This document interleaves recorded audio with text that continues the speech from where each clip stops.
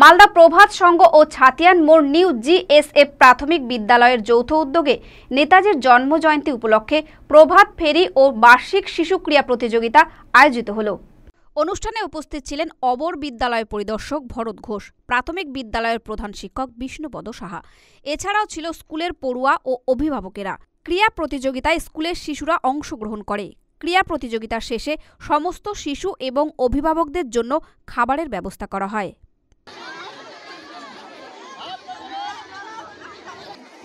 আজকে ছাতিয়ান মোড় new GSF প্রাথমিক বিদ্যালয়ে এবং প্রভাত যোগাশ্রমের উদ্যোগে এই বিদ্যালয়ে ছাত্রছাত্রীদের নিয়ে একটা বার্ষিক ক্রীড়া প্রতিযোগিতা অনুষ্ঠিত হতে চলছে।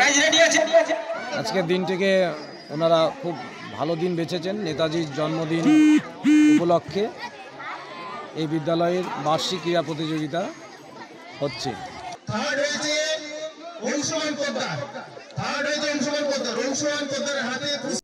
মালদা টুডে।